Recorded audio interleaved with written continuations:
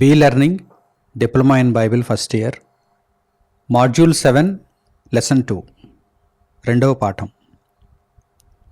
అపవాది ఇప్పుడు ఎక్కడ? అపవాది ఇప్పుడు ఎక్కడ అంటే ప్రస్తుతం అపవాది ఎక్కడ ఉన్నాడు? ఒకప్పుడు దేవదూతలలో ఉండేవాడు, ప్రస్తుతం ఎక్కడ ఉన్నాడు? అపవాదిగా మారిన తర్వాత ప్రస్తుతం ఎక్కడున్నాడు? ఈ విషయాన్ని గురించి ఈ పాఠ్యాంశంలో చక్కగా మనము నేర్చుకోబోతున్నాం. పరిశుద్ధ గ్రంథమును తెరచి ప్రకటన గ్రంథము 12వ అధ్యాయము 7వ వాక్యం నుండి చూడండి. ప్రకటన గ్రంథము 12వ అధ్యాయము 7వ వాక్యం నుండి. అంతటా పరలోకమందు యుద్ధము జరిగెను. మిఖాయేలును అతని దూతలను ఆ ఘటసర్పముతో యుద్ధము చేయవలెనని ఉండగా ఆ ఘటసర్పమును దాని దూతలను యుద్ధము చేసిరి గాని గెలవలేకపోయిరి. గనుక పరలోకమందు వారికి స్థలము లేకపోయెను. ఇక్కడ పరలోకమందు జరిగినటువంటి యుద్ధం మనకు కనిపిస్తుంది. ఈ యుద్ధం ఎవరెవరి మధ్య జరిగింది? పరిశుద్ధ దూతల మధ్య మరియు దురాత్మల మధ్య జరిగింది. ఘటసర్పం అనగానే అపవాది అయినవాడు లేక సాతాను. అక్కడ యుద్ధం జరగడాన్ని బట్టి అక్కడ అపవాది అయినవాడు, వాడిని వెంబడించినటువంటి దురాత్మల సమూహము చోటు కోల్పోయారు, అక్కడ స్థలమును కోల్పోయారు. అంటే పరలోకంలో ఇక వీరు లేరు, పరలోకంలో వీరి యొక్క ఆచూకీ ఇప్పుడు లేదు. తర్వాత పరలోకంలో వీరికి స్థలం లేదు. కాగా మరి ఎక్కడుంది వీరికి స్థలం? పాతాళ లోకంలోనికైనా వెళ్ళాలి, లేక భూమి ఉన్నటువంటి లోకములోనికైనా వెళ్ళాలి. దేవుడు ఎక్కడికి పంపించాడు ఇప్పుడు చూడండి. కాగా సర్వలోకమును మోసపుచ్చుచు అపవాది అనియు సాతాననియు పేరుగల ఆది సర్పమైన ఆ మహాఘట సర్పము పడద్రోయబడెను. ప్రస్తుతానికి వాడు ఏం చేస్తున్నాడు? అలాగే వాడితో పాటు ఉన్నటువంటి దురాత్మల సమూహము ఏం చేస్తున్నది అనగానే సర్వలోకమును మోసపుచ్చుతున్నారు. వీరి పని అదే. సర్వలోకమును మోసపుచ్చుతున్నారు అంటే వీరు ఎక్కడున్నట్టు అన్నమాట? లోకంలో ఉన్నట్టు, మనుష్యులున్న లోకంలో ఉన్నట్టు, మోసగింపబడేటువంటి మనుష్యులున్న లోకంలో ఉన్నట్టు. వారికి పరలోకంలో స్థలం లేదు, వారు పడద్రోయబడ్డారు. ఎక్కడికి పడద్రోయబడ్డారో చూడండి. అది భూమి మీద పడద్రోయబడెను. మహాఘట సర్పము, సాతాను, అపవాది, వారిని వెంబడించినటువంటి దురాత్మల సమూహము, ఇదంతా కూడా ఎక్కడికి పడద్రోయబడింది అంటే భూమి మీద. చూడండి, అది భూమి మీద పడద్రోయబడెను. దాని దూతలు దానితో కూడా పడద్రోయబడిరి. మరియు ఒక గొప్ప స్వరము పరలోకమందు ఎలాగూ చెప్పుట వింటిని. యోహాను గారి దర్శనంలో ఇదిగో ఈ స్వరాన్ని వింటున్నారు. ఏమిటా స్వరం? రాత్రింబగళ్ళు మన దేవుని ఎదుట మన సహోదరుల మీద నేరము మోపువాడైన అపవాది.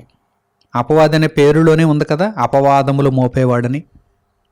వాడు దేవుని దగ్గర ఉండేటప్పుడు లేక దేవుని దగ్గర నిలిచే ఆ పరిస్థితిలో వాడు ఉన్నప్పుడు, దేవదూతలందరూ దేవుని ఎదుట నిలిచే దినం ఒకటి తటస్థింపగా అపవాది యగువాడు కూడా వారితో కలిసి వచ్చెను అని యోబు గ్రంథంలో మనము చదువుకున్నాం కదా.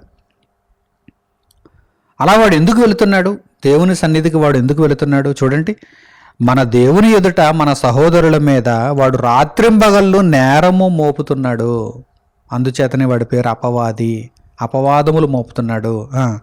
వాడు పడద్రోయబడి ఉన్నాడు గనుక ఇప్పుడు రక్షణయు శక్తియు రాజ్యమును మన దేవుని వాయను, ఇప్పుడు అధికారము ఆయన క్రీస్తుదాయను.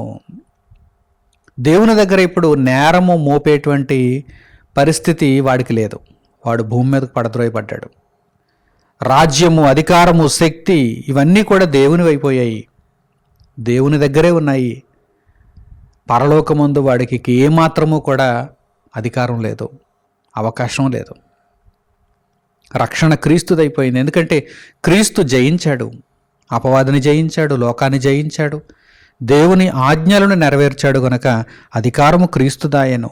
వారు గొర్రెపిల్ల రక్తమును బట్టియు తామిచ్చిన సాక్ష్యమును బట్టియు వానిని జయించి ఉన్నారు గాని మరణము వరకు తమ ప్రాణములను ప్రేమించిన వారు కారు. ఎవరు వారు? దేవుని కొరకు బ్రతికిన వారు. తర్వాత అందుచేత పరలోకమా, పరలోక నివాసులారా ఉత్సహించుడి. పరలోకంలో వాడిప్పుడు లేడు. అపవాది ఇప్పుడు ఎక్కడ? పరలోకంలో అయితే లేడు. కనుక పరలోకమా, పరలోక నివాసులారా ఉత్సహించండి. భూమి, సముద్రమా మీకు శ్రమ. ఎందుకంటే వాడు ఎక్కడున్నాడు? ఎక్కడున్నాడు? భూమి మీద ఉన్నాడు. భూమి మీద వాడున్నాడు. మనుషులు ఎక్కడ ఉన్నారో అక్కడ వాడున్నాడు. శరీరాలలో మనుషులు ఎక్కడైతే ఉన్నారో అక్కడ వాడున్నాడు. కనుక భూమి, సముద్రమా మీకు శ్రమ. అపవాది తనకు సమయము కొంచెమే అని తెలుసుకొని బహుక్రోధము గలవాడై మీ యొద్దకు దిగివచ్చి ఉన్నాడని చెప్పాను. అపవాది చాలా కోపంతో మీ దగ్గరకు వచ్చాడు. మీ దగ్గరకు వచ్చాడు. మిమ్మును మోసం చేయడానికి వచ్చాడు. మిమ్మును నాశనం చేయడానికి వచ్చాడు. కనుక వాడికి లోబడకండి. వాడితో పోరాటం చేయండి. వాణ్ణి మీరు ఓడించండి. ఈ విషయాలను దేవుడు ఇక్కడ తెలియజేశాడు. కనుక అపవాది ఇప్పుడు ఎక్కడ అంటే ఈ వాక్య భాగాన్ని బట్టి మనము చక్కగా అర్థం చేసుకోవచ్చు. పరలోకంలో వాడు చోటు కోల్పోయాడు. భూమి మీదకు వాడు పడద్రోయబడ్డాడు.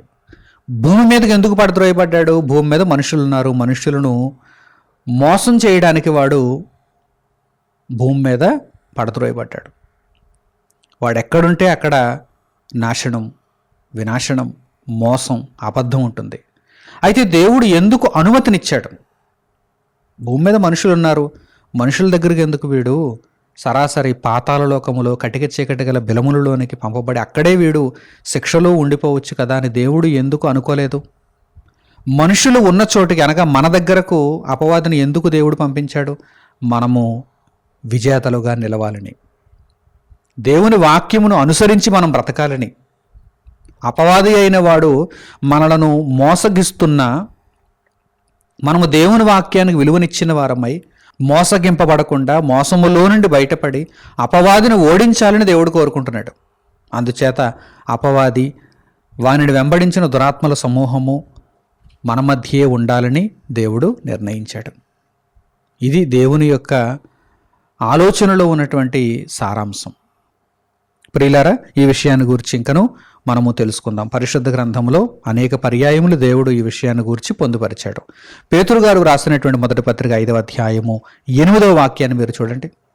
అపవాది అయిన వాడు ఇప్పుడు ఎక్కడున్నాడో ఇక్కడ కూడా మనకు తెలియపరచబడింది. పేతురు రాసిన మొదటి పత్రిక 5వ అధ్యాయము 8వ వాక్యం, నిబ్బరమైన బుద్ధి గలవారై మెలకువగా ఉండుడి. మీరు అలర్ట్గా ఉండాలి. మీరు అలర్ట్గా ఉండాలి. నిద్రావస్థలో ఉండకూడదు. ఎందుకంటే మీ మధ్య మీతో పాటుగా ఎవరున్నారు? అపవాది, వానిని వెంబడించున్నటువంటి దురాత్మల సమూహము ఉన్నారు. కనుక నిబ్బరమైన బుద్ధి అంటే ఒకసారి దేవుని వాక్యాన్ని మీరు తెలుసుకున్న తర్వాత మీరు ఆ వాక్యంలో స్థిరంగా నిలబడిపోవాలి. అంతే తప్ప మరలా పలుమార్లు దేవుని వాక్యాన్ని, దేవుని మార్గాన్ని విడిచి వెళ్ళిపోకూడదు. చీటికి మాటికి దేవుని విడిచి వెళ్ళిపోకూడదు. ప్రతి చిన్న సందర్భానికి దేవునిని మీరు విడిచిపెట్టి వెళ్ళిపోయేవారుగా ఉండకూడదు. స్థిరత్వం ఉండాలి. నిబ్బరమైన బుద్ధి గలవారై మెలకువగా ఉండుడి అంటే అలర్ట్గా ఉండండి అని అర్థం. మీ విరోధి అయిన అపవాది గర్జించు సింహము వలె ఎవరిని మృంగుదునా అని వెదకుచ్చు తిరుగుచున్నాడు. ఎక్కడున్నాడు ఇప్పుడు అపవాది?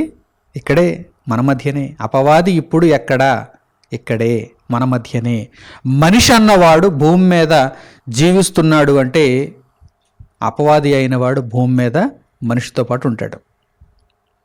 అంటే మానవ మనుగడ భూమి మీద ఉన్నంత వరకు కూడా మనుషులను మోసగించాలనేటువంటి ప్రయత్నంలో, తనకు సమయము కొంచెమే ఉన్నదనేటువంటి తాత్పర్యంతో వాడు ఎవరిని మృంగుదునా, ఎవరు నిద్రావస్థలో ఉన్నారు వారిని మృంగేయాలి, వారిని మోసగించేయాలి అనేటువంటి ప్రవర్తనతో ఉన్నాడు అని మనకు అర్థమవుతుంది. అపవాది ఇప్పుడు మన మధ్యనే ఉన్నాడు. కనుక మనము నిబ్బరమైనటువంటి బుద్ధి కలిగిన వారై మెలకువగా ఉండాలి. వాడి యొక్క తంత్రముల నుండి తప్పించుకోవాలి. వాడి యొక్క పన్నాగముల నుండి తప్పింపబడాలి. వాడి శోధనలను ఎదుర్కోవాలి. దేవుని సహాయము చేత వాడిని ఓడించాలి. అని మనకు అర్థమవుతుంది. అపవాది ఇప్పుడు భూమి మీదనే ఉన్నాడు, మనుషుల మధ్యనే ఉన్నాడు. భూమి మీద ఉన్నాడంటే మరలా మనుషులకు విడిగా ఎక్కడో అడవులలోనో లేక సొరంగాలలోనో లేక లోయలలోనో లేక ఎక్కడో పర్వతాల మీదనో నిర్మానుష్యమైనటువంటి ప్రాంతాలలోనూ ఉన్నాడు అనుకోకండి. మనుషులు ఉన్న చోట అక్కడ ఉన్నాడు వాడు. ఎవరో లేని చోట వాడు ఉన్నాడు. మనుషులు ఉన్న చోట జనరద్దీ ఎక్కువగా ఉందనుకోండి, అక్కడ అపవాది యొక్క మరియు అపవాదిని వెంబడించే దురాత్మల యొక్క ప్రెజెన్స్ ఎక్కువగా ఉంటుంది. అక్కడ మనుషులతోనే వాడి పని, దుర్మార్గులతోనే వాడి పని. అలాగే నీతి కొరకు భూమి మీద దేవుని నిమిత్తమై బ్రతుకుచున్నటువంటి వారిని హింసలకు గురి చేయడమే వాడి పని, ఇబ్బందులకు గురి చేయడమే వాడి పని. కనుక మనుషులు ఉన్న చోట అపవాది అయిన వాడు ఉంటాడు. ప్రస్తుతానికి దేవుడు ఈ విధంగా నిర్ణయించాడు. అలాగే పౌలు గారు ఎఫెసీయులకు రాసినటువంటి పత్రిక 6వ అధ్యాయము 11వ వాక్యాన్ని కూడా మీరు చూడండి. పౌలు గారు ఎఫెసీయులకు రాసిన పత్రిక 6వ అధ్యాయము 11వ వాక్యం. మీరు అంటే మనమే, ఇక్కడ ఉన్నటువంటి మనమే, భూమి మీద ఉన్నటువంటి మనమే, మీరు అపవాది తంత్రములను ఎదిరించుటకు శక్తిమంతులగునట్లు దేవుడిచ్చు సర్వాంగ కవచమును ధరించుకొనుడి. మీరు అపవాది తంత్రములను ఎదిరించాలి, అంతే తప్ప లొంగిపోకూడదు, లోబడిపోకూడదు, విగ్రహారాధనకు లోబడిపోకూడదు, పాపమునకు లోబడిపోకూడదు, దేవదూషణ చేయకూడదు, దేవుని చిత్తమును అనుసరించాలి. మీరు అపవాది తంత్రములను ఎదిరించుటకు శక్తిమంతులగునట్లు దేవుడిచ్చు సర్వాంగ కవచమును ధరించుకొనుడి. యుద్ధానికి వెళ్ళేటువంటి సైనికునికి ఏమని చెబుతారు? మొత్తం పూర్తిగా ఆ యుద్ధ సామాగ్రిని ధరించుకోమని చెబుతారు. అంతే తప్ప ఉత్త చేతులతో కథన రంగంలోనికి అడుగు పెడితే ఎలా యుద్ధం చేస్తాడు? ఒక కత్తి, ఒక డాలు, అలాగే ఒక కవచం, అలాగే శిరస్త్రాణం, అలాగే నడుముకు ఒక దట్టి, అలాగే మిగిలినటువంటి అవయవ భాగాలను శత్రువుల యొక్క దాడి నుండి కాపాడుకోవడానికి వీలుగా అతడు ధరించుకోవాలి, కప్పుకోవాలి. అట్టి మాదిరిగా ఆ పోలికను మనం తీసుకోగలిగితే దేవుడిచ్చు సర్వాంగ కవచము అనగా దేవుని వాక్యము, 66 పుస్తకాలలో ఉన్న దేవుని మహాజ్ఞానము, ఈ జ్ఞానమును మనము ధరించుకోవాలి, ఈ జ్ఞానమును చేతపట్టాలి, ఈ జ్ఞానమును మనము నేర్చుకోవాలి. అప్పుడు అపవాది తంత్రములను ఎదిరించడానికి మనం శక్తిమంతులం అయిపోతాం. లేదంటే ఎదిరించలేం. మన లౌకిక జ్ఞానంతో అపవాదిని ఎదిరించలేం, అపవాదిని ఓడించలేం. దేవుని జ్ఞానముతో మాత్రమే అపవాదిని ఎదిరించగలం, ఓడించగలం. ఈరోజు మీరు ఈ పాఠాలన్నింటినీ వింటూ ఒక కోర్సు రూపంలో దేవుని జ్ఞానాన్ని నేర్చుకుంటున్నారంటే దీని వెనుకున్న రహస్యం ఏంటి? మీరు దేవుని వాక్యమనే సర్వాంగ కవచముతో శక్తివంతులైపోవాలి. దేవుని జ్ఞానము చేత మీరు పూర్తిగా నిండిపోవాలి. అప్పుడు మీరు అపవాది యొక్క తంత్రములను ఎదిరించే శక్తిమంతులవుతారు. అందుచేతనే దేవుడు ఈ విధంగా మీకు పాఠాలను నేర్పిస్తున్నాడు. మనము అపవాది యొక్క తంత్రములను ఎదిరించుటకు శక్తిమంతులు అవ్వాలని దేవుని వాక్యం సూచిస్తోందంటే అపవాది ఇప్పుడు ఎక్కడున్నాడు? ఇక్కడే ఉన్నాడు, మన మధ్యనే ఉన్నాడు అని మనం అర్థం చేసుకోవచ్చు. అలాగే యాకోబు పత్రిక 4వ అధ్యాయము 7వ వాక్యాన్ని చూడండి. యాకోబు పత్రిక 4వ అధ్యాయము 7వ వాక్యాన్ని కూడా మీరు గమనించండి. కాబట్టి దేవునికి లోబడి ఉండుడి, అపవాదిని ఎదిరించుడి. అపవాది ఎక్కడో వేరే లోకంలో ఉన్నాడు అనుకోండి, దేవుడు ఈ మాటలన్నీ కూడా ఇక్కడ వ్రాయించాడు కదా. అపవాదిని మీరు ఎదిరించాలి, దేవునికి లోబడి ఉండాలి. దేవుడు పరలోకంలో ఉన్నాడు, కానీ దేవుని వాక్యం మన దగ్గర ఉంది. దేవుని మాటలకు లోబడమే దేవునికి లోబడడం. అపవాది మాత్రం మన దగ్గరే ఉన్నాడు, మనలను ప్రేరేపిస్తున్నాడు. వాడేమి కొంత వాక్యాన్ని మనకేమి ఇవ్వలేదు కదా. వాడెక్కడో మరో లోకంలో ఉండి వాడో పుస్తకాన్ని మనకిచ్చి ఈ పుస్తకం ప్రకారం మీరు ప్రవర్తించండి అనలేదు కదా. వాడు ఎప్పటికప్పుడు ప్రత్యక్షంగా మనలను ప్రేరేపిస్తూ మనలను పాడు చేయటానికి, మన ఆలోచనలను చెరపటానికి ప్రయత్నం చేస్తున్నాడు. కనుక వాడిని మనం ఈ విధంగా ఎదిరించాలి. వాడు మన మధ్యనే ఉన్నాడు. వాడిని వెంబడిస్తున్నటువంటి దురాత్మల సమూహం కూడా మన మధ్యనే ఉన్నారు. మనము దేవునికి లోబడి ఉండాలి, అపవాదిని ఎదిరించాలి. అప్పుడు వాడు మీ యొద్ద నుండి పారిపోవును. మీ యొద్దనే ఉన్నాడు వాడు. మీరు వాడిని ఎదిరిస్తే వాడు మీ యొద్ద నుండి పారిపోతాడు. మీకు అర్థమవుతుందా? మీరు దేవునికి లోబడుతూ అపవాదిని ఎదిరిస్తే నేను అపవాది చెప్పినట్టుగా చేయను, అపవాది ప్రేరేపణకు లొంగను. ఇదిగో దేవుని వాక్యం ఏమని సూచిస్తోందో ఆ ప్రకారమే నేను బ్రతుకుతానని మీరు చక్కని నిర్ణయాలు తీసుకోగలిగితే వాడు మీ యొద్ద నుండి పారిపోవును అంటే మీ యొద్ద ఉన్నాడు, మీరు వాణ్ణి ఎదిరిస్తే వాడు మీ యొద్ద నుండి పారిపోతాడు. చూసారా, చక్కగా దేవుని వాక్యం మనకు నేర్పిస్తోంది. అపవాది ఇప్పుడు ఇక్కడే ఉన్నాడు, మన దగ్గరే ఉన్నాడు, మన మధ్యనే ఉన్నాడు అని మనం తెలుసుకోవాలి. తర్వాత మరో వాక్య భాగం ఎఫెసీయులకు పౌలు గారు రాసిన పత్రిక 4వ అధ్యాయము 27వ వాక్యం నుండి మీరు చూడండి. పౌలు గారు ఎఫెసీయులకు రాసిన పత్రిక 4వ అధ్యాయము 27వ వాక్యం నుండి, అపవాదికి చోటియ్యకుడి, వాడు మన మధ్యనే ఉన్నాడు, మనలను ప్రేరేపించడానికి తిరుగుతున్నాడు, మనలను వశపరుచుకోవడానికి తిరుగుతున్నాడు, మనలను తన వలలో చిక్కించుకోవటానికి తిరుగుతున్నాడు. అయితే మీరు వాడికి చోటియ్యకండి, అపవాదికి చోటియ్యకుడి. దొంగిలవాడు ఇక మీదట దొంగిలక అక్కరగలవానికి పంచిపెట్టుటకు వీలు కలుగు నిమిత్తము తన చేతులతో మంచి పని చేయుచు కష్టపడవలను. అపవాదికి మీరు చోటివ్వకండి, మీరు చక్కగా మీ చేతులతో కష్టపడుతూ కష్టార్జితాన్ని మీరు అనుభవించండి, అలాగే ఇతరులకు కూడా సహాయం చేయండి అని పౌలు గారు ఇక్కడ తెలియజేస్తున్నారు. నా ప్రియులైనటువంటి సహోదరులారా, అపవాదికి చోటివ్వకూడదు. అపవాదికి చోటిచ్చామా వాడు మనలను బద్ధకస్తులుగా చేస్తాడు, ఇతరుల మీద ఆధారపడేలా చేస్తాడు, ఇతరులది దోచుకునేలా చేస్తాడు, ఇతరులది ఆశించేలా చేస్తాడు.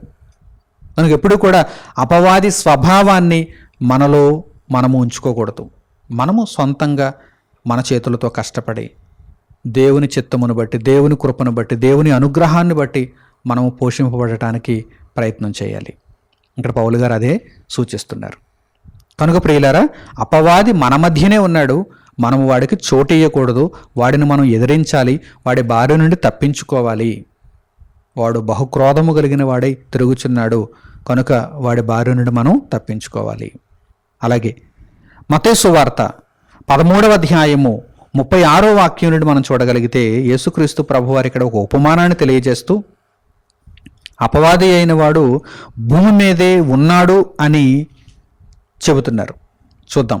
మత్తయి సువార్త 13వ అధ్యాయము 36వ వాక్యం నుండి మీరు చూడండి. అప్పుడు ఆయన జనసమూహములను పంపివేసి ఇంటిలోనికి వెళ్ళగా ఆయన శిష్యులు ఆయన యొద్దకు వచ్చి, పొలములోని గురుగులను గూర్చిన ఉపమాన భావము మాకు తెలియజెప్పుమనిరి. అందుకు ఆయన ఇట్లనెను, మంచి విత్తనము విత్తువాడు మనుష్య కుమారుడు, పొలము లోకము. మంచి విత్తనములు రాజ్య సంబంధులు, గురుగులు దుష్టుని సంబంధులు. వాటిని విత్తిన శత్రువు అపవాది. గురుగులను విత్తుతున్నాడు వాడు, అంటే దేవుని వాక్యమునకు భిన్నమైన వాటిని వాడు విత్తుతున్నాడు. అందుచేతనే చూడండి, ఈరోజు భిన్నమైనటువంటి బోధలు ఎక్కడి నుంచి వచ్చాయి ఇవన్నీ? వాడు విత్తిన గురుగులు, అపవాది విత్తిన గురుగులు. మంచి విత్తనాలు కొన్ని ఉన్నాయి, కానీ చుట్టూ గురుగులు ఎన్ని పెరిగిపోయాయి చూడండి. పిచ్చి మొక్కల్లాగా, గచ్చపొదల్లాగా ఎన్ని పెరిగిపోయాయి చూడండి. మరి ఇవన్నీ ఎక్కడి నుంచి వచ్చాయి? చూడండి. వాటిని విత్తిన శత్రువు అపవాది అయిన వాడు ఇదిగో తప్పుడు విధానాలను విత్తుతున్నాడు, అనేక సిద్ధాంతాలను విత్తుతున్నాడు. మనుషులు వాటిని వెంబడిస్తున్నారు. క్రీస్తు అనే పునాది మీద మనుషులు ఉండలేకపోతున్నారు, దేవుని జ్ఞానమును సరిగా గ్రహించలేకపోతున్నారు. మంచి విత్తనములుగా కొందరే ఉంటున్నారు, మిగిలిన వారందరూ కూడా ఎలా ఉంటున్నారు? గురుగులుగా ఉంటున్నారు. వారిని తయారు చేసిన వాడు ఎవడు? అపవాది. వాడు భూమి మీద ఉన్నాడు కనుకనే వారిని తయారు చేస్తున్నాడు. వాడు ఇక్కడే ఉన్నాడు, మన మధ్యనే ఉన్నాడని మనము గ్రహించవచ్చు. అలాగే యేసుక్రీస్తు ప్రభువు మరొక సందర్భంలో ఈ అపవాది ఇక్కడే ఉన్నాడని తెలియజేస్తూ ఏమంటున్నారో చూద్దాం. లోకాసువార్త 10వ అధ్యాయము 17వ వాక్యం నుండి మీరు చూడండి. లోకాసువార్త 10వ అధ్యాయము 17వ వాక్యం నుండి, ఆ 70 మంది శిష్యులు సంతోషముతో తిరిగి వచ్చి, ప్రభువా, దయ్యములు కూడా నీ నామము వలన మాకు లోబడుచున్నవని చెప్పగా ఆయన, సాతాను మెరుపు వలె ఆకాశము నుండి పడుట చూచితిని. దెయ్యములు మాకు లోబడుచున్నవి అని ఇదిగో శిష్యులు యేసుక్రీస్తు ప్రభు దగ్గరకు వచ్చి చెబుతున్నారు. ఆయన ఏర్పరచుకున్నటువంటి 70 మంది శిష్యులు యేసుక్రీస్తు ప్రభు దగ్గరకు వచ్చి చెబుతున్నారు. ఏమని? ఇదిగో దెయ్యములు మాకు లోబడుచున్నవి, నీ నామం పేరిట మేము దెయ్యములను వెళ్ళగొట్టేస్తున్నాం, చాలా సంతోషంగా ఉంది అని వారు అంటున్నారు. అప్పుడు ఈయన అంటున్నాడు, ఇదిగో దెయ్యములకు అధిపతి వాడు ఆకాశము నుండి మెరుపు వలె పడ్డాడు. ఎక్కడ పడ్డాడు? భూమి మీదే. ఇదిగో మన మధ్యకే వస్తున్నాడు వాడు, జాగ్రత్త. మీరు నిబ్బరమైన బుద్ధి కలిగిన వారై మెలకువగా ఉండండి, జాగ్రత్తగా ఉండండి, మిమ్మును వాడు వశపరుచుకుంటాడు, జాగ్రత్త. మీరందరూ కూడా వాడిని ఓడించాలి. వాడిని మీరు క్రీస్తు పాదముల క్రింద పాదపీఠంగా చేసేయాలి. ఈ విషయాన్ని ప్రభువారు ఇక్కడ తెలియజేస్తున్నారు. మీరు దెయ్యములు మీకు లోబడుచున్నవని సంతోషించటం కాదు, కానీ ఇదిగో నేను ఇప్పుడే సాతాను మెరుపు వలె ఆకాశము నుండి పడుట చూచాను, మీకు మరింత శక్తిని కూడా నేను ఇస్తున్నాను. మీ పేరులు జీవగ్రంథమందు, దేవుని గ్రంథమందు, పరలోకమందు వ్రాయబడి ఉన్నవని మీరు సంతోషించండి. అంతే తప్ప దెయ్యములను వెళ్ళగొడుతున్నామని ఆ సంతోషాన్ని ఇక్కడతో మీరు పరిమితం చేసుకోకండి. ఇదిగో అపవాది అయిన వాడు ఇదిగో మెరుపు వలె పడి ఉన్నాడు. సాతాను మెరుపు వలె ఇదిగో భూమి మీదకు వచ్చేశాడు. కనుక మీరు చాలా జాగ్రత్తగా ఉండాలి, వాడిని ఎదిరించాలి, వాడిని ఓడించాలి. మీ పేరులు జీవగ్రంథమందు సుస్థిరంగా ఉండేలా మీరు జీవితాంతము ప్రయత్నాలు చేసుకోవాలి అని యేసుక్రీస్తు ప్రభువారు ఇక్కడ తెలియజేస్తున్నారు. అలాగే యేసుక్రీస్తు ప్రభువును శోధించాడు. అపవాది అయిన వాడు యేసుక్రీస్తు ప్రభువును శోధించాడు. వాడు భూమి మీద ఉన్నాడు గనుకనే, మనుషుల మధ్య ఉన్నాడు గనుకనే యేసుక్రీస్తు ప్రభువును శోధించాడు. యేసుక్రీస్తు ప్రభువు శరీరధారిగా ఈ భూమి మీద ఉన్నప్పుడు వాడు ఇదిగో భూమి మీద కనిపిస్తున్నాడు. చూద్దాం, ఆ సందర్భాన్ని కూడా ఒక్కసారి మనం జ్ఞాపకం చేసుకుందాం. లూకా సువార్త 4వ అధ్యాయము 1వ వాక్యము నుండి మీరు చూడండి. లూకా సువార్త 4వ అధ్యాయము 1వ వాక్యము నుండి. యేసు పరిశుద్ధాత్మ పూర్ణుడై యొర్దాను నది నుండి తిరిగి వచ్చి 40 దినములు ఆత్మచేత అరణ్యములో నడిపింపబడి అపవాది చేత శోధింపబడుచుండెను. ఏమని రాయబడింది ఇక్కడ? యేసుక్రీస్తు ప్రభువు అపవాది చేత శోధింపబడుచుండెను అని వ్రాయబడింది. మీకు తెలుసు అపవాది ఏ విధంగా యేసుక్రీస్తు ప్రభువును శోధించాడో మీకు తెలుసు. తరువాత వాక్య భాగాన్ని మీరు చదివితే మీకు అర్థమవుతుంది కూడా. అంటే అపవాది అయిన వాడు భూమి మీద దేవుని కుమారులను శోధించటానికి నిరంతరం ప్రయత్నం చేస్తూ ఉంటాడు. వాడు భూమి మీదనే ఉన్నాడు. ఈ విషయాలన్నింటినీ కూడా దేవుడు మనకు బహిర్గతం చేయటంలో ఆయన ఉద్దేశ్యం ఏంటి? మనకు నేర్పిస్తున్నాడు. ఆయన మనలను జాగరూకులుగా చేస్తున్నాడు. ఆయన నిద్రావస్థలో ఉండొద్దు, మీరు జాగ్రత్తగా ఉండండి, మెలకువ కలిగి ఉండండి. వాడు చాలా భయంకరుడు. వాడు మిమ్మల్ని తీయని మాటలతో మోసగించే ప్రయత్నాలు చేస్తూ ఉంటాడు. మీరు వాడికి లోబడకండి, వాడి ఉచ్చులో పడకండి, వాడి మాయకు మీరు అందకండి. మీరు దేవుని వాక్యపు పరిరక్షణలో ఉండండి. మీరు దేవుడిచ్చు ఈ సర్వాంగ కవచమును, దేవుని జ్ఞానమును మీరు ధరించుకోండి.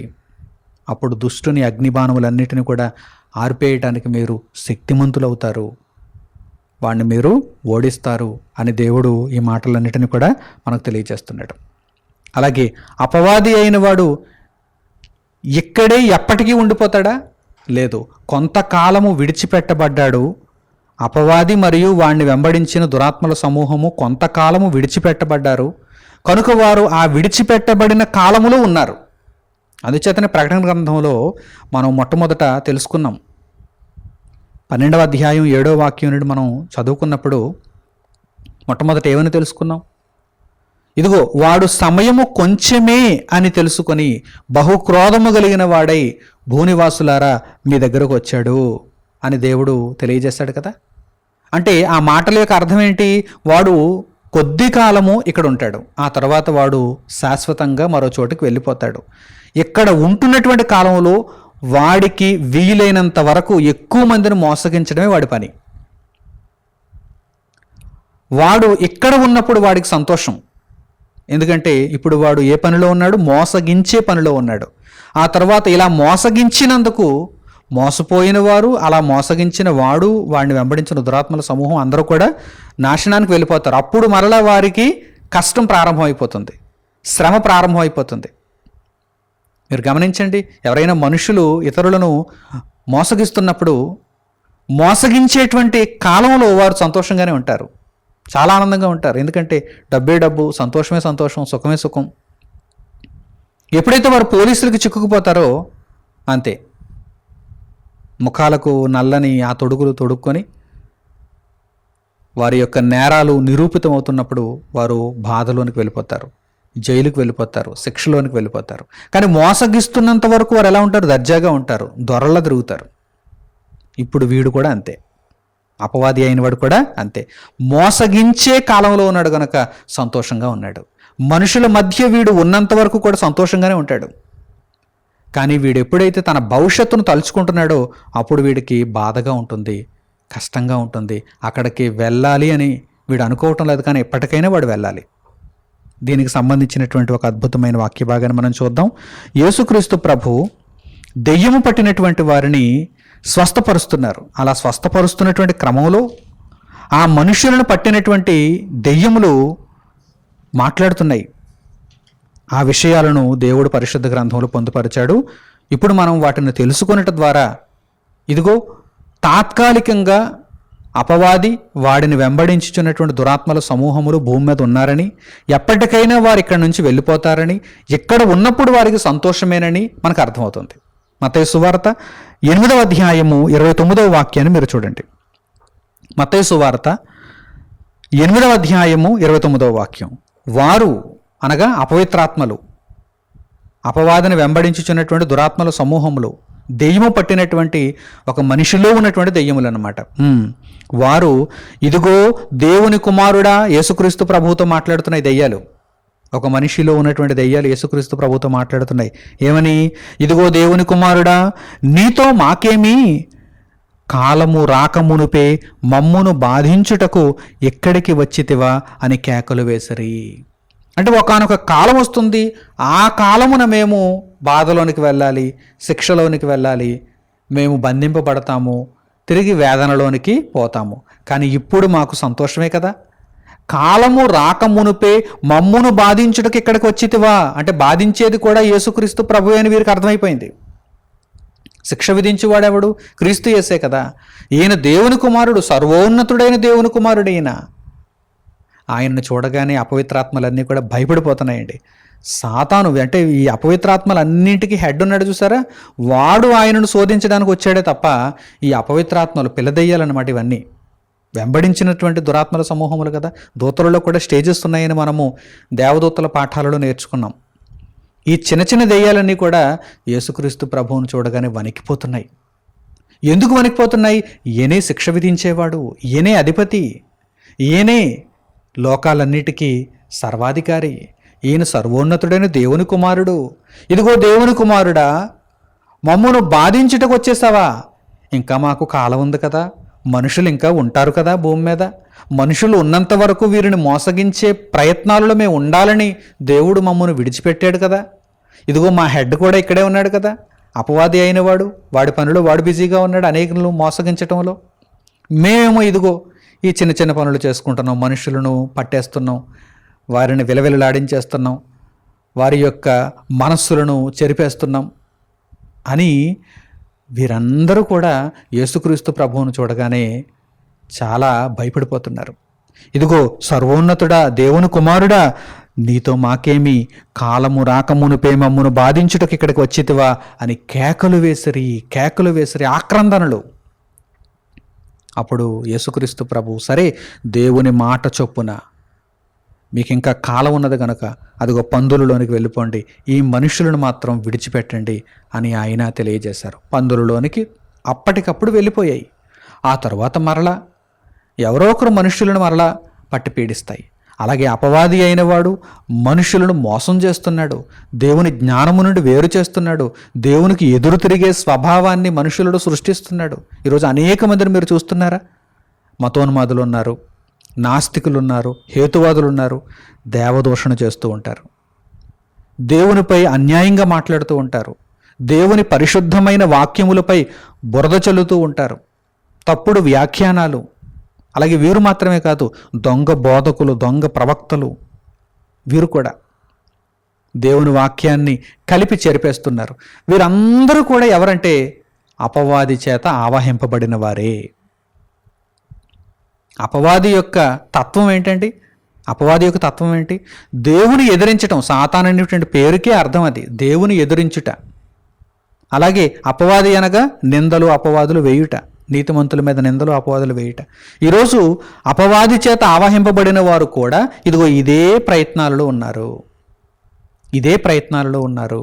కనుక మీరు వాడి బారి నుండి బయటపడాలి. వాడి చేత మీరు కబలింపబడకూడదు.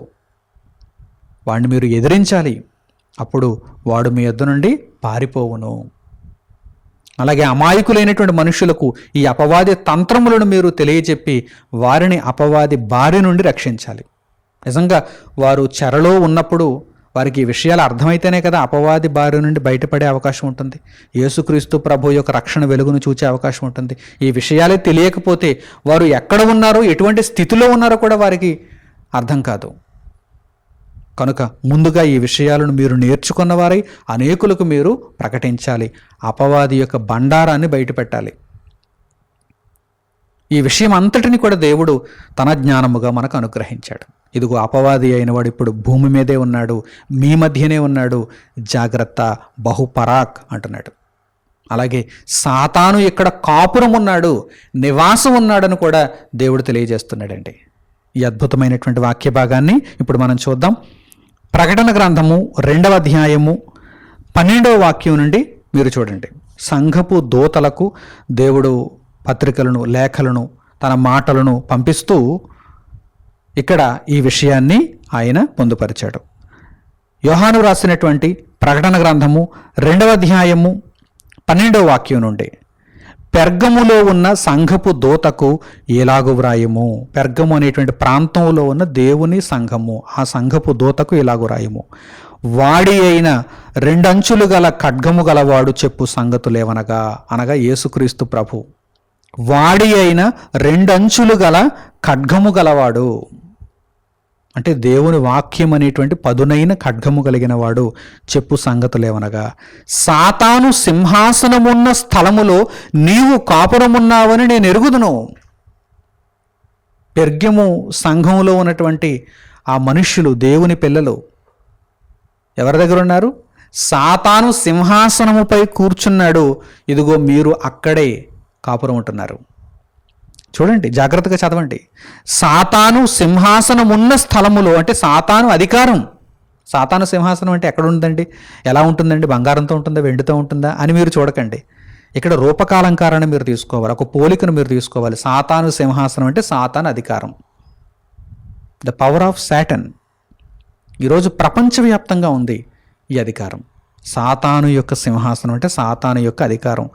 అక్కడే మనం కాపురం ఉంటున్నాం, అక్కడే కదా మనం ఉంటున్నాం. మనం పుట్టింది, అలాగే పెరుగుతున్నది, జీవిస్తున్నది ఇక్కడే. కానీ ఆ మలినాన్ని అంటించుకోకుండా, ఆ అధికారానికి లోబడకుండా దేవుని అధికారానికి మనం లోబడుతున్నాం. అందును బట్టి మనం ధన్యులం అవుతున్నాం. ఇంకా ఒకవేళ మీలో ఎవరైనా రక్షణను పొందని వారు ఉంటే జాగ్రత్త పడండి. వాడి అధికారంలో నుండి బయటకు రండి, దేవుని అధికారానికి తలదించండి. అప్పుడు మీరు రక్షింపబడతారు, బ్రతుకుతారు, నిత్యత్వంలో ప్రవేశిస్తారు. ఇదిగో పెర్గము సంఘములో ఉన్నటువంటి వారికి యేసుక్రీస్తు ప్రభువు తెలియజేస్తున్నటువంటి సంగతులను చూడండి. సాతాను యున్న స్థలములో నీవు కాపురమున్నావని నేను ఎరుగుదును, మరియు సాతాను కాపురమున్న ఆ స్థలములో నాయందు విశ్వాసి అయి ఉండి నన్ను గూర్చి సాక్షి అయిన అంతిపైన వాడు మీ మధ్యను చంపబడిన దినములలో నీవు నా నామము గట్టిగా చేపట్టి నా యందలి విశ్వాసమును విసర్జింపలేదని నేను ఎరుగుదును. ఇదిగోనండి, ఈ లక్షణాన్ని దేవుడు మనలో కోరుకుంటున్నాడు. సాతాను కాపురం ఉన్న స్థలంలో నీవు ఉన్నావు, సాతాను సింహాసనం ఉన్నటువంటి స్థలంలో నీవు కాపురం ఉంటున్నావు. అయినప్పటికీ నీవు వాడి అధికారానికి తలదించకుండా దేవుని వాక్యమును నీవు అంగీకరించావు, దేవుని అధికారానికి నీవు ఒప్పుకున్నావు, దేవుని చిత్తమునకు నీవు లోబడుతున్నావు. గనుక నీవు ధన్యుడవే. నీవు సత్యమును విసర్జించలేదు, నీవు సత్కార్యములను విసర్జించలేదు, నీవు న్యాయమును విసర్జించలేదు, నీవు ధర్మమును విసర్జించలేదు, నా కొరకైన బ్రతుకును విసర్జించలేదు, రక్షణను విసర్జించలేదు, కనుక నీవు ధన్యుడివే అని ఇదిగో యేసుక్రీస్తు ప్రభువు పెర్గము ప్రాంతంలో ఉన్నటువంటి దేవుని సంఘమునకు తెలియజేస్తున్నారు. ఎక్కడున్నారు మీరు? సాతాను కాపురమున్న స్థలంలోనే మీరున్నారు. ఇదిగో నా యందు విశ్వాసి అయ్యుండి నన్ను గూర్చి సాక్షి అయిన అంతిపైన వాడు మీ మధ్యను చంపబడిన దినములలో కూడా హతసాక్షులైపోతున్నారు. కొంతమంది దేవుని వాక్యము నిమిత్తం చంపబడుతున్నారు. అయినప్పటికీ ధైర్యంగా ఉన్నావు, నీవు జడిసిపోలేదు, బెదిరిపోలేదు. సాతాను సింహాసనమే, సాతాను అధికారమే, ఇదిగో వాడి అధికారము చేత దైవజనులను వాడు అంతమొందింపచేస్తున్నాడే. ఇటువంటి పరిస్థితులలో మరి దేవునిని వెంబడించాలా లేక విడిచి వెళ్ళిపోవాలా? ఆ సందిగ్ధాన్ని నీవు చక్కగా అధిగమించావు, దేవుని కొరకు నిలబడ్డావు, దేవునినే వెంబడించావు. నా యందలి విశ్వాసమును నీవు విసర్జింపలేదు. నీవు చక్కగా దేవుని యొక్క నామమును గట్టిగా చేపట్టావు. యేసుక్రీస్తు నామము కొరకు నీవు నిలువబడ్డావు. కనుక సంతోషం, ఈ విషయంలో సంతోషం అని యేసుక్రీస్తు ప్రభువారు తెలియజేస్తున్నారు. కనుక ప్రియులారా, ఇక్కడ మనం చక్కగా అర్థం చేసుకోవాలి. సాతాను సింహాసనం ఉన్నటువంటి ప్రాంతంలో మనం ఉంటున్నాం, సాతాను కాపురం ఉన్నటువంటి ప్రాంతంలో మనం ఉంటున్నాం. మన మధ్యనే వాడున్నాడు, మనతో పాటే వాడున్నాడు. కనుక మనం ఎంత జాగ్రత్తగా ఉండాలి చెప్పండి. ఏమాత్రం కూడా వాడికి అవకాశం ఇవ్వకూడదు, వాడి అధికారానికి మనం లొంగిపోకూడదు. చిన్న చిన్న బిస్కెట్లు వాడు వేస్తాడు, అంటే చిన్న చిన్న లాభాలను మనకు చూపిస్తాడు.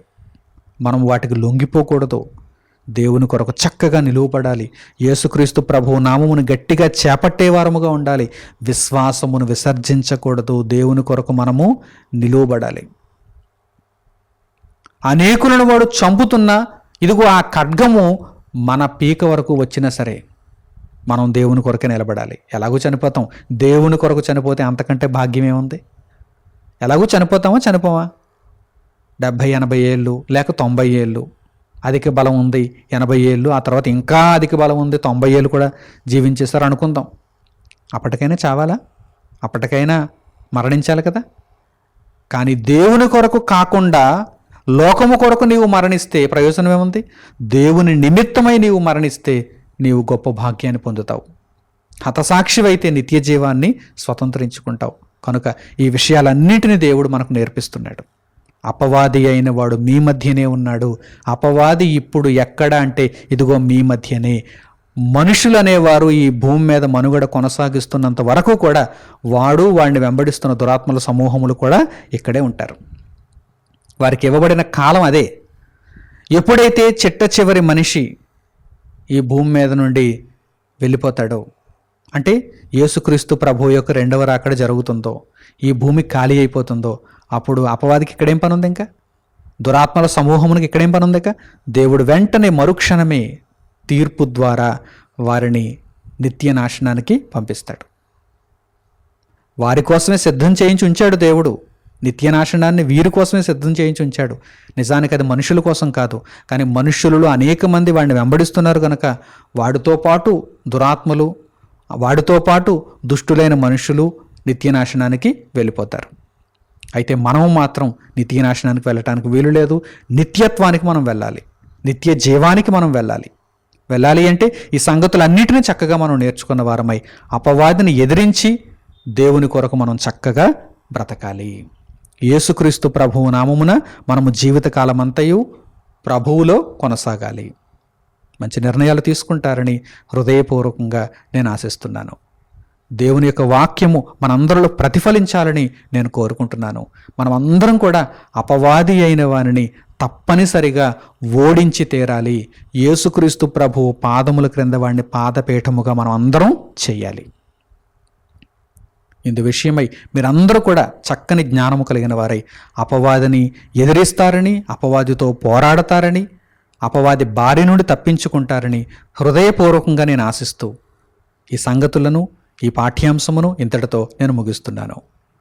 మన తండ్రి అయిన దేవుని ప్రేమ, మన రక్షకుడైన యేసుక్రీస్తు వారి కృప, పరిశుద్ధాత్మని అన్యోన్య సహవాసము మనందరికీ సదాకాలము తోడై మనలను నడిపించునుగాక.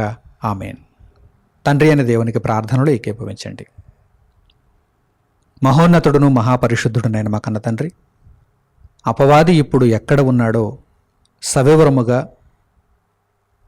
మీ జ్ఞానమును మాకు అనుగ్రహించి, వాక్యములను తండ్రి మాకు నేర్పించి వివరించినందుకు మా హృదయపూర్వకమైన కృతజ్ఞతాస్తుతులను మీకు తెలియజేస్తున్నాము.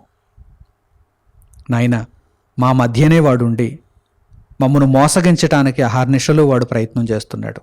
అయితే మేము కూడా ఈ సంగతులన్నింటినీ మీ వలన తెలుసుకున్న వారమై నిబ్బరమైన బుద్ధితో వాడిని ఎదిరించగలగటానికి, వాడి బారి నుండి తప్పించుకోగలగటానికి తండ్రి, మీరిచ్చిన వాక్యం అనే సర్వాంగ కవచమును ధరించుకొని శక్తిమంతులుగా నిలువబడగలుగుటకు మమ్మల్ని దీవించండి తండ్రి.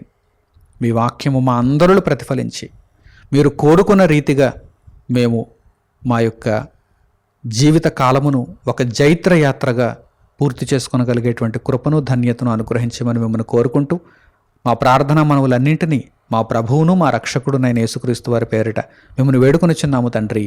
ఆమేన్. అందరికీ వందనములు. సెలవు.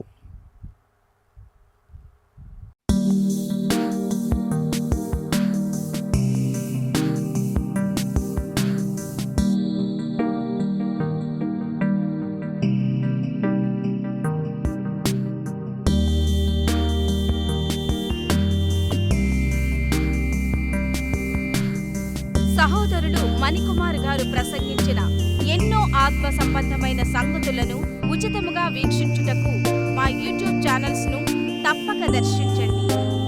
మా సమాచారమును ఎప్పటికప్పుడు తెలుసుకొని ఆత్మీయాభివృద్ధి నొందవలనంటే మా యూట్యూబ్ ఛానల్స్ ను సబ్స్క్రైబ్ చేసుకోండి. సత్వర నోటిఫికేషన్ల కొరకు సబ్స్క్రైబ్ బటన్ ప్రక్కనే ఉన్న బెల్ సింబల్ ను క్లిక్ చేయండి. మరిన్ని వివరములకు మీరు సంప్రదించవలసిన మా ఫోన్ నెంబర్స్ 8978414178 మరియు 83392766. ధన్యవాదములు. ఈ కార్యక్రమమును అనేక మందికి పరిచయం చేయగలరని ఆశిస్తున్నాము. ప్రభువైన యేసుక్రీస్తు పేరిట మీకు శుభములు.